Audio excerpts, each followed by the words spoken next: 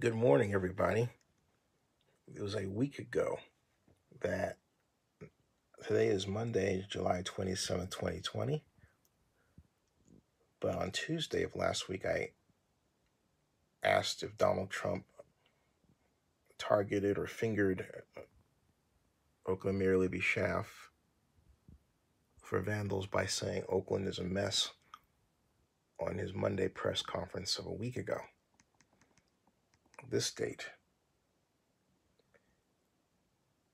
And it led to, was that the day before that date, the 22nd, that led to, I allege, the action of her home being attacked by vandals. 30 to 40 still identified. And in the text, I speculated and asserted that the attacks were done by people who were paid by Trump operatives. That was staged to make it look like Oakland was a mess. Okay? I talked about the rise of the pro-Trump media machine. Well, then, after making this vlog, I then broke the story that San Francisco and Oakland would be the focus of a 2020 rally by anarchist fake Antifa groups. Okay, here's my video blog talking about it right there. All you have to do is click. Hey everybody, I received a tip from a high-level Oakland official that there is expected to be a giant rally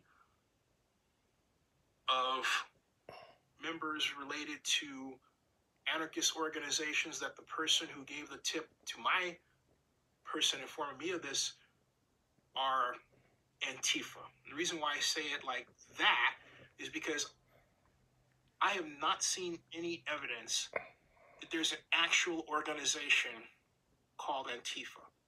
What I have seen is that every time there is a protest that has a consequence of a skirmish between law enforcement and some members of that protest, or anarchists, people who are looting and smashing windows, the right-wing press and right-wing blogs brands those people Antifa. And so the President Trump uses the term. And so it becomes this right-wing trick to make people focus on this imaginary group and take their focus off, for example, white supremacists. And I assert paid group as well.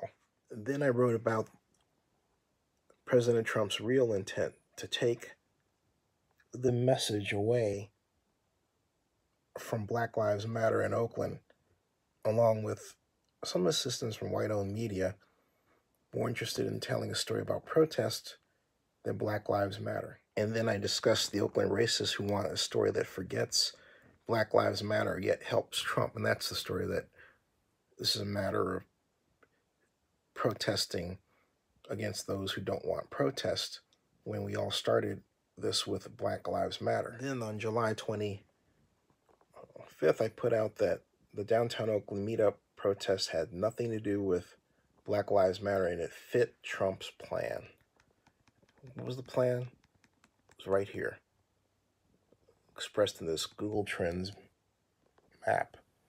It was to decouple Black Lives Matter from protest, so that, as you can see here, the movement is almost in unison, meaning Black Lives Matter actions leading to protest constantly.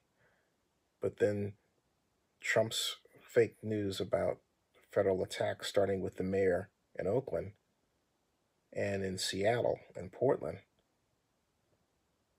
decoupled the two. So then it became about protests, and this is what happened with Black Lives Matter. It was diminished. So Trump won. The mayor of Oakland seems to have gotten the message, at least she communicated that to the media,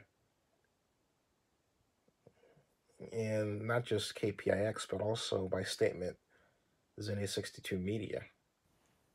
19 hours ago, she released this statement: vandalizing our downtown gives Donald Trump the images he wants and the justification he seeks to send federal troops into American cities. We can't be fooled and play into his twisted campaign strategy.